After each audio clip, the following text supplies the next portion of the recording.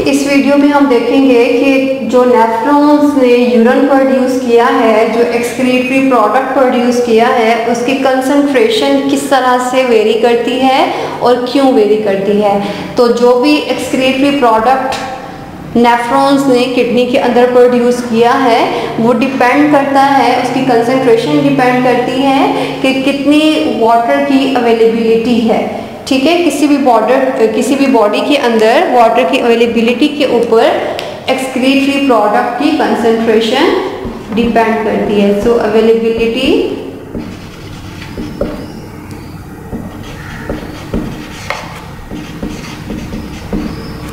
Availability of water के ऊपर ये कंसंट्रेशन डिपेंड कर रही है। किसकी कंसंट्रेशन? उस एक्सक्रीटरी प्रोडक्ट की जो कि नेफ्रॉन ने प्रोड्यूस किया है। ओके, सो अवेलेबिलिटी के ऊपर डिपेंड कर रहा है। तो दो चीज़ें कंट्रोल करती हैं इससे कंसंट्रेशन को। ये तो है ही कि वाटर कितना अवेलेबल है, लेकिन दो चीज़ें कंट्रोल कर रही हैं इसकी कंसंट्रेशन को। ठीक हो गया। सो ज़रा हमको देख लेते हैं कि वो दो चीज़ें कौन सी हैं। First one is counter current multiplier,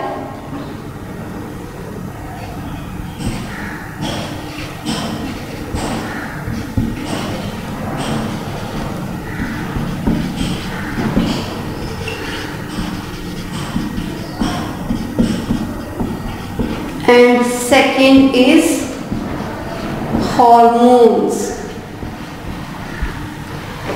counter current multiplier की डेफिनेशन आपकी बुक में गिवन है और बहुत ही इंपॉर्टेंट ये शॉर्ट क्वेश्चन है, आप वो भी यूज़ कर सकते हो। एक मैं आपको सिंपल सी डेफिनेशन लिखवा रही हूँ, अगर आप ये भी याद कर लेंगे और लिख देंगे तो इस पे भी मार्क्स मिल जाएंगे। लेकिन ट्राई किया करें कि जो डेफिनेशंस आपकी बुक में होती हैं आप वही यूज़ किया करें, बिकॉज समटाइम्स एग्जामिनर आपकी बुक की डेफिनेशंस को ही प्रेफर करता है। सो मैं एक सिंपल सी डेफिनेशन लिखवाती हूँ। High sodium concentration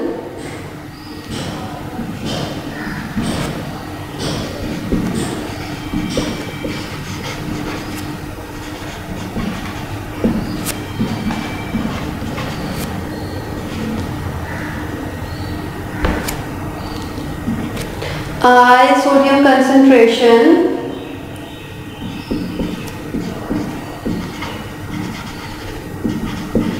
is produced in the kidney medulla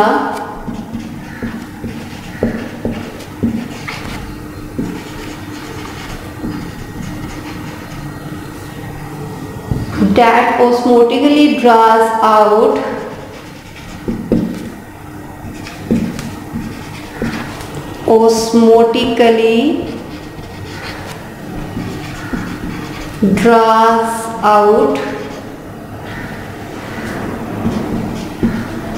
water, reducing it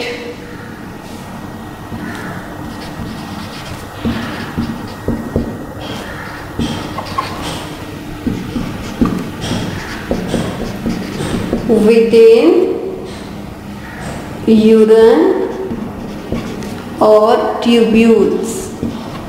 tubule यहाँ पे नेफ्रॉन्स की ट्यूब्यूल्स की बात हो रही है, बिकॉज आपको पता है जो भी वेस्ट है वो इन नेफ्रॉन्स के अंदर ही ट्रैवल करता है। ओके बेटे, सो काउंटर करंट मल्टीप्लायर ये डेफिनेशन आप यूज़ करना चाहते हैं तो ये कर लें, अगर बुक वाली यूज़ करना चाहते हो तो वो कर लो, लेकिन प्रेफर आपने बुक वाली को ही करना है। काउंटर करंट मल्टीप्लाई के अंदर क्या हो रहा होता है कि बेसिकली यहाँ पे ascending and descending loop of Henle use हो रहे हैं। आपको पता है, जिस तरह से आप लोगों ने प्रीवियस लेक्चर्स में पढ़ा कि जब भी किसी किडनी के आप कॉर्टेक्स से मेड्यूला की तरफ मूव करते हैं तो क्या चीज़ इंक्रीज हो रही होती है? कंसंट्रेशन इंक्रीज हो रही होती है। कंसंट्रेशन इंक्रीज हो रही है, इट मीन्स कि इसके अंदर सॉल्ट का लेवल ज़्यादा होता जा रहा है और वाटर का लेवल कम होता जा रहा है। ठीक है, और ये किस साइड पे मूव कर रहे हैं? कॉर्टेक्स से मेड्यूला के तरफ मूव करने से। तो कॉर्टेक्स की कंसंट्रेशन फिर क्या हो जाएगी? कम हो जाएगी और मेड्यूला की कंसंट्रेशन मैक्सिमम या हाई हो जाएगी। ठीक हो गया। ओके, सो यहाँ पे जो लूप ऑफ हेनले है वो किस तरह से काउंटर करंट मल्टीप्लायर के अकॉर्डिंग एक्सक्रीटरी प्रोडक्ट की कंसंट्रेशन को कंट्रोल करेंगी। ओके, अगर किसी भी बॉडी के अंदर फॉर एग्जांपल वाटर की डेफिशिएंसी है तो यहाँ पे जो असेंडिंग लूप ऑफ हेनले है, एक चीज़ याद रखिएगा कि हमेशा जो वाटर है वो डिसेंडिंग लूप ऑफ हेनले से मूव करेगा किडनी के सेल्स के अंदर, और जो आपका असेंडिंग लूप ऑफ हेनले है यहाँ से सोडियम आयंस या फिर सॉल्ट मूव करता है। ठीक है, ये डिफरेंस आपने याद रखना है कि डिसेंडिंग से वाटर मूव करता है और वाटर जो है वो असेंडिंग में मूव नहीं कर सकता। जो सॉल्ट है वो असेंडिंग से किडनीज के अंदर मूव करेगा और वो डिसेंडिंग लूप ऑफ हेनले से नेफ्रॉन की ल्यूमन से किडनी के सेल्स के अंदर मूव नहीं करेगा। ये बहुत ही इंपॉर्टेंट शॉर्ट क्वेश्चन और बहुत ही इंपॉर्टेंट एमसीक्यू है जो अक्सर आपको एग्जाम्स में आ जाता होता है। ठीक है, सो जो वाटर है ये डिसेंडिंग लूप ऑफ हेनले से नेफ्रॉन के ल्यूमन से किडनी के सेल्स में मूव करेगा और salt ascending loop of Henle से। ये स्ट्रक्चर हम पहले डिटेल के साथ पढ़ चुके हैं। अगर आपने वो वीडियो नहीं देखी तो आप पहले वो वीडियो देखें, फिर उसके बाद ये लेक्चर लें, अदरवाइज आपको ये स्ट्रक्चर क्लियर नहीं होगा। ओके, सो यहाँ पे बेसिकली क्या किया जाता है कि ये जो सोडियम यहाँ पे हमने बोला कि असेंडिंग लूप ऑफ हेनले से बाहरी के सेल्स की तरफ या किडनी के इंटरस्टिशियल सेल्स में मूव कर सकता है। इस सोडियम को हमने मेड्यूला के रीजन में एक्सेस अमाउंट में मूव करवाना है। मेड्यूला आपको पता है इनर पोर्शन को किडनी के आप कहते हो। ठीक है, तो ये जो सॉल्ट है इसे आपने सराउंडिंग के मीडिया के अंदर इंटरस्टिशियल सेल्स के अंदर, इंटरस्टिशियल सेल मीन्स के सेल्स के दरमियान जो स्पेस है किडनी के अंदर उसके अंदर मूव करवाना है। इट मीन्स के नेफ्रॉन की जो सराउंडिंग में इन्वायरमेंट है उसके अंदर सॉल्ट मूव कर रहा है। तो सॉल्ट की मूवमेंट की वजह से जो नेफ्रॉन की सराउंडिंग है वो हाइपरटोनिक हो जाएगी। आई होप कि बेटे आपको हाइपरटोनिक की टर्म अब तक क्लियर हो चुकी होगी। काफ़ी दफ़ा मैंने आपको फर्स्ट ईयर में भी बताई है और इसी चैप्टर के स्टार्ट में भी ये टर्म मैंने आपको एक्सप्लेन की है। अगर आपको अभी तक नहीं पता तो आप दोबारा से वो वीडियो जाके देख सकते हो।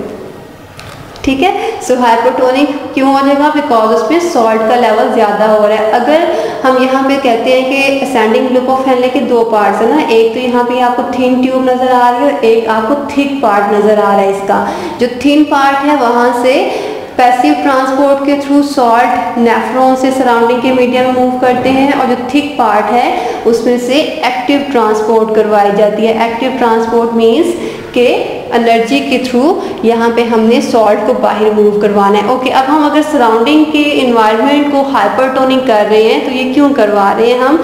बिकॉज ये उस कंडीशन में होता है जब किसी भी बॉडी के अंदर वाटर की डेफिशिएंसी होती है और वो बॉडी चाहती है कि वो जो उससे वेस्ट रिमूव करवा दिया है, जो वाटर को वेस्ट के साथ रिमूव करवा दिया, उस वाटर को वो रीएब्जॉर्ब करवा ले। ओके, अब अगर ये हाइपरटोनिक हो गया तो आप खुद ही गैस कर सकते हो तो क्या यहाँ पे ऑस्मोसिस हो सकती है? ऑस्मोसिस क्यों नहीं हो सकती? ऑस्मोसिस आपको पता है डिफ्यूजन की एक टाइप है। हाई कंसंट्रेशन से लो कंसंट्रेशन की तरफ स्पॉन्टेनियस मूवमेंट होती है। स्पॉन्टेनियस मीन्स कि ये खुद ब खुद वाटर मूव करना शुरू कर देगा जब बाहर का जो इन्वायरमेंट है वो हाइपरटोनिक हो जाएगा। हाइपरटोनिक है, इट मीन्स कि वाटर की मूवमेंट से पहले बाहर के इन्वायरमेंट में सॉल्ट का लेवल ज़्यादा था और वाटर का लेवल कम था। तो वाटर जो है वो हाई कंसंट्रेशन से लो कंसंट्रेशन की तरफ स्पॉन्टेनियसली मूव करेगा और जब वाटर हाई से लो की तरफ मूव करता है तो उसे आप कहते हो ये ऑस्मोसिस है।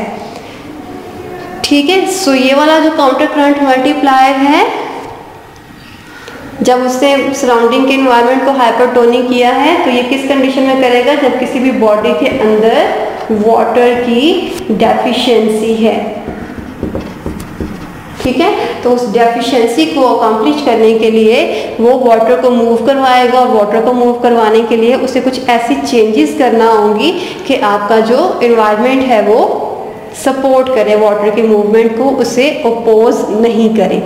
ठीक है, सो ये वाला तो आपका फर्स्ट मैकेनिज्म था जो कि वाटर की मूवमेंट को कंट्रोल कर रहा है। ओके, अब आप मुझे बता दें कि जब यह वाटर बाहर मूव कर गया है तो जो यूरिन यहाँ से होता हुआ इस कलेक्टिंग डक्ट के अंदर आएगा, उसमें से हमने वाटर रिमूव करवा लिया हुआ था, हमने दोबारा से किडनीज को दे दिया, हमने दोबारा से बॉडी को दे दिया है, तो इसके अंदर वाटर का लेवल कम हो गया है। तो क्या आप यूरिन बता सकते हैं कि कंसनट्रेटेड है या डाइल्यूट है?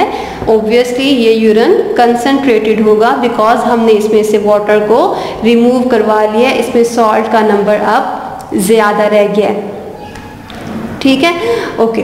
सो ये तो था counter current multiplier. Counter current multiplier के अलावा जो कंसंट्रेशन एक्सक्रीटरी प्रोडक्ट की कंट्रोल करते हैं वो हार्मोन्स हैं। हार्मोन्स बेटे हमारे पास 2 टाइप्स के हैं जो कि एक्सक्रीटरी प्रोडक्ट की कंसंट्रेशन को कंट्रोल करेंगे। First one is ADH and second is aldosterone.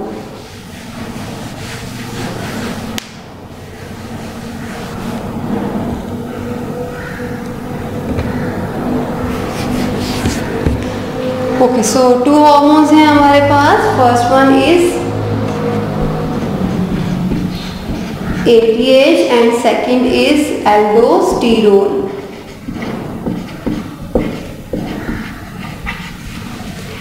ADH hormone adrenal cortex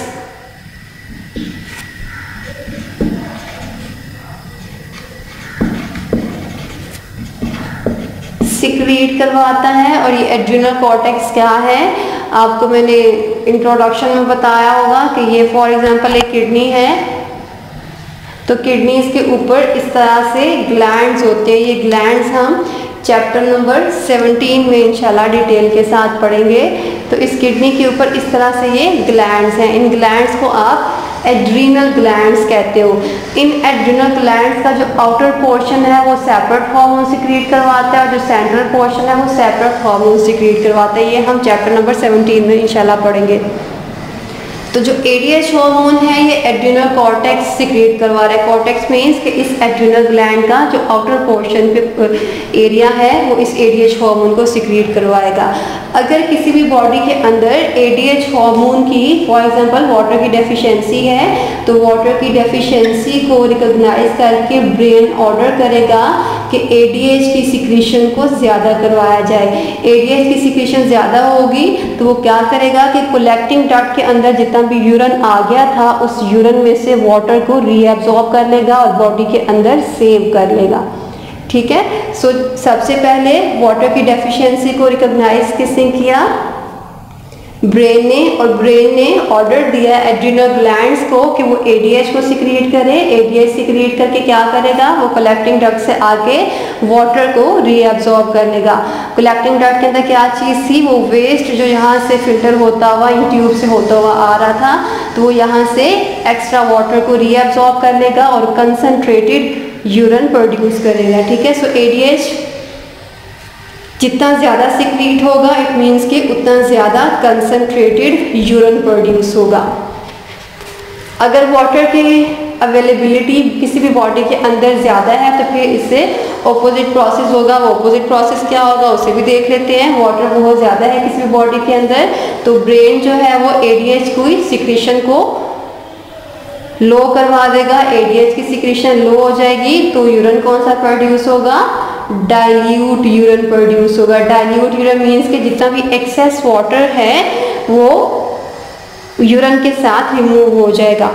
ठीक है, डाइल्यूट मीन्स कि इसमें वाटर का नंबर ज़्यादा होगा और सॉल्ट का नंबर कम होगा। ठीक हो गया। सो वाटर की लेवल को पहले ब्रेन रिकॉग्नाइज करेगा, फिर वो ADH की सिक्रीशन को कंट्रोल करेगा। जितना ज़्यादा ADH सिक्रीट होगा मीन्स कि उतना ज़्यादा कंसनट्रेटेड यूरिन है। उतना ज़्यादा कंसनट्रेटेड यूरिन क्यों है? बिकॉज जितना ज़्यादा ADH है उतनी ज़्यादा वाटर की रीअब्जॉर्प्शन हो रही है, और जो वेस्ट है ऑब्वियसली फिर वो कंसनट्रेटेड हो जाएगा, उसके अंदर वाटर का लेवल कम हो जाएगा। और जितना ज़्यादा वाटर अवेलेबल होगा उतना ज़्यादा डाइल्यूट यूरिन प्रोड्यूस होगा, मीन्स कि उसमें वाटर का लेवल ज़्यादा है बिकॉज बॉडी में ऑलरेडी बहुत ज़्यादा वाटर है, उसे हमने वेस्ट के साथ रिमूव करना है। और वो किस कंडीशन में होगा? जब ADH का नंबर कम सिक्रीट होगा। ओके, सेकंड हमने यहाँ पे बोला था कि जो सोडियम है वो हमने थिक लूप ऑफ हेनले से एक्टिवली ट्रांसपोर्ट करवाना होता है, उसके लिए एनर्जी रिक्वायर्ड होती है। इस मूवमेंट के लिए, सोडियम आयन की मूवमेंट के लिए असेंडिंग लूप ऑफ हेनले से एक हार्मोन है एल्डोस्टेरोन। ये aldosterone hormone ascending loop of Henle से सोडियम को सिक्रीट करवाएगा और सराउंडिंग के मीडियम में रिलीज करवाने के बाद उसे हाइपरटोनिक कर देगा। ओके, ये ADH hormone adrenal gland secrete करवा रहा था। एल्डोस्टेरोन की अगर बात करें तो एल्डोस्टेरोन को पिट्यूटरी ग्लैंड सिक्रिएट करवाते हैं। पिट्यूटरी ग्लैंड भी हम चैप्टर नंबर 17 में डिटेल के साथ इंशाल्लाह पढ़ेंगे। उसके अंदर उसकी सारी लोब्स के फंक्शंस और उनकी लोकेशन सारा कुछ बताया हुआ है, वहीं पे पढ़ेंगे। लेकिन ये एल्डोस्टेरोन बिकॉज यहाँ पे गिवन है तो आपको पता होना चाहिए कि ब्रेन के पास ही एक ग्लैंड्स हैं, पिट्यूटरी ग्लैंड्स, ये एल्डोस्टेरोन सिक्रिएट करवाते हैं। और ये एल्डोस्टेरोन क्या काम करेगा, ये एक्टिवली ट्रांसपोर्ट करवाएगा सोडियम को, और सोडियम की सिक्रीशन की वजह से वो हाइपरटोनिक हो जाएगा, और हाइपरटोनिक होने की वजह से हमारा जो वाटर है वो हम रीअब्जॉर्ब करवा सकते हैं। सो यहाँ पे जस्ट आपको उसके ग्लैंड का नेम याद होना चाहिए, पिट्यूटरी ग्लैंड। ये हम चैप्टर नंबर 17 में दोबारा इंशाल्लाह देखेंगे इसको। ये दोनों हार्मोन्स हम चैप्टर नंबर 17 में डिटेल के साथ दोबारा पढ़ेंगे, बिकॉज यहाँ पे गिवन था कि किस तरह से कंसंट्रेशन एक्सक्रीटरी प्रोडक्ट की कंट्रोल की जाती है, तो इसलिए हमने यहाँ पे इनको मेंशन कर दिया। ओके बेटे, सो यहाँ पे एक क्वेश्चन आपको शॉर्ट क्वेश्चन आ सकता है कि ये सारा सिस्टम आपने पढ़ा किडनी का कि ये एक्सक्रीशन करवा रहा है। एक्सक्रीशन मीन्स कि जितना भी वेस्ट प्रोडक्ट है, नाइट्रोजस वेस्ट है, उससे ये रिमूव करवाएगा।